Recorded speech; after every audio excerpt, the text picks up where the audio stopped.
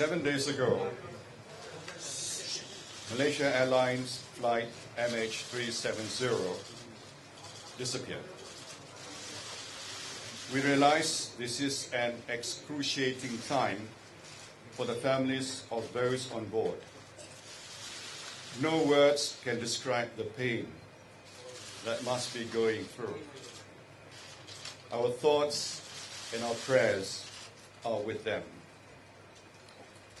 I have been appraised of the ongoing search operation round the clock. At the beginning of the operation, I ordered the search area to be broadened. I instructed the Malaysian authorities to share all relevant information freely and transparently with a wider investigation team. And I requested that our friends and our allies join the operation.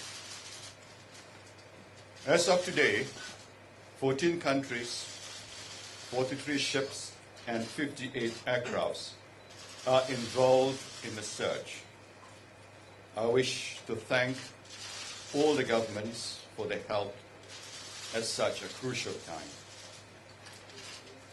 Since day one, the Malaysian authorities have worked hand in hand with our international partners, including neighboring countries, the aviation authorities, and a multinational search force, many of whom have been here on the ground since Sunday.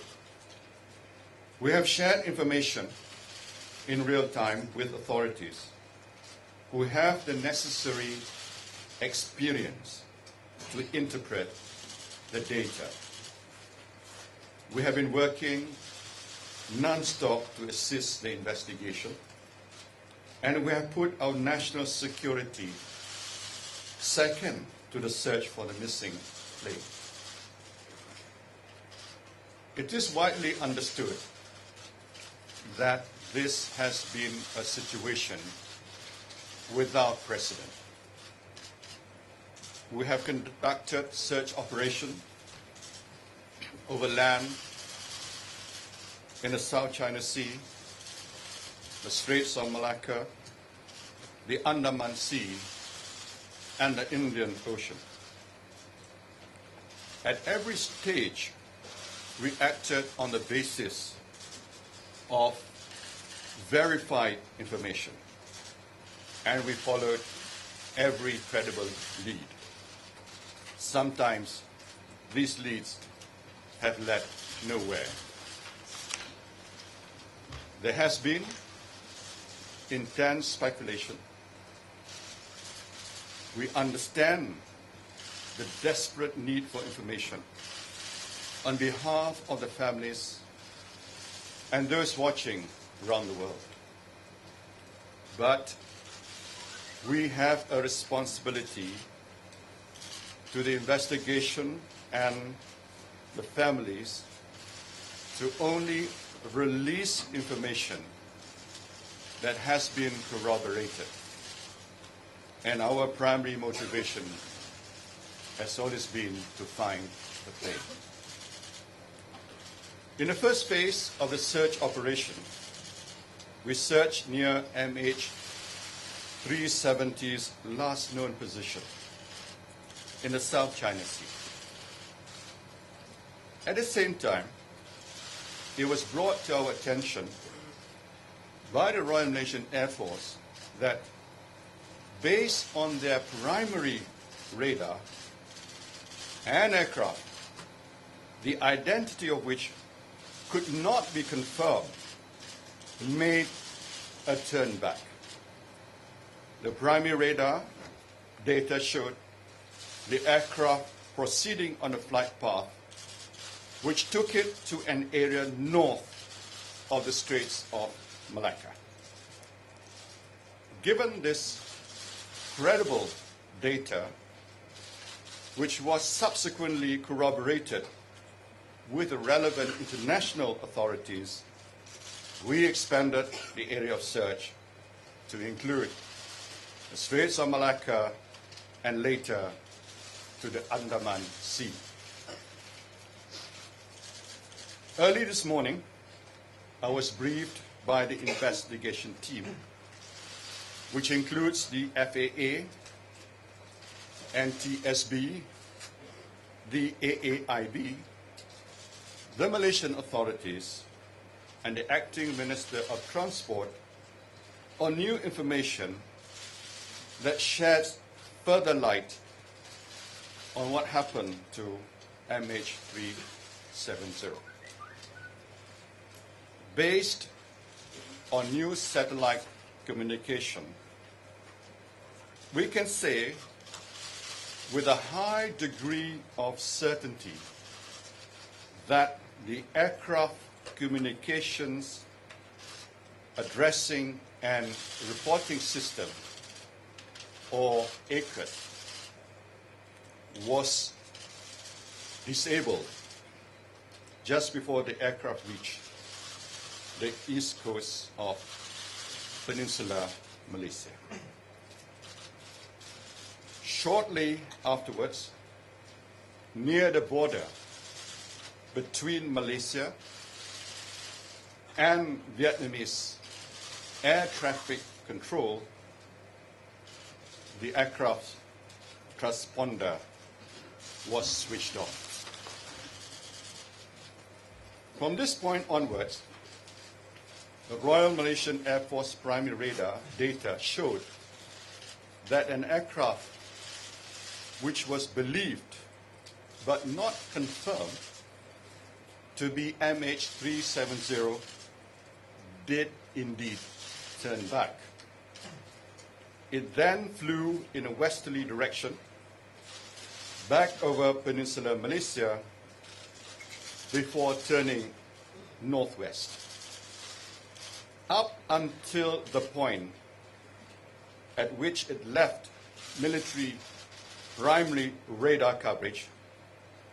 These movements are consistent with deliberate action by someone on the plane. Today, based on raw satellite data, which was obtained from the satellite data service provider, we can confirm that the aircraft shown in the primary radar data was flight MH370. After much forensic work and deliberation, the FAA, NTSB, AAIB, and the Malaysian authorities, working separately on the same data, concur. According to the new data, the last confirmed communication between the plane and the satellite was at 8:11 a.m. Malaysian time on Saturday, 8th of March. The investigation team is making further calculations which will indicate how far the aircraft may have flown after the last point of contact. This will help us to refine the search. Due to the type of satellite data, we are unable to confirm the precise location of the plane when it last made contact with the satellite. However, based on this new data, the aviation authorities of Malaysia and their international counterparts have determined that the plane's last communication with the satellite was in one of two possible corridors. A northern corridor stretching approximately from the border of Kazakhstan and Turkmenistan to northern Thailand, or a southern corridor stretching approximately from Indonesia to southern Indian Ocean. The investigation team is working to further refine the information. In view of this latest development, the Malaysian authorities have refocused their investigation into the crew and passengers on board. Despite media reports that the plane was hijacked, I wish to be very clear. We are still investigating all possibilities as to what caused MH370 to deviate from its original flight path. This new satellite information has significant impact on the nature and scope of the search operation.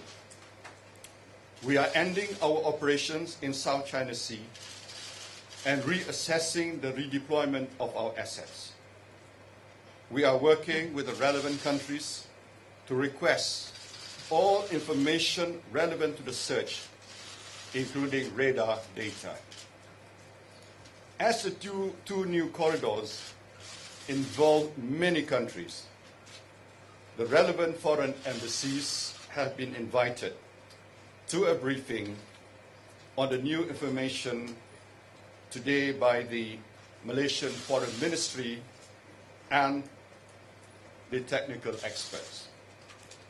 I have also instructed the Foreign Ministry to provide a full briefing to foreign governments which had information, which had passengers on the plane. This morning, Malaysian Airlines has been informing the families of the passengers and crew of these new developments.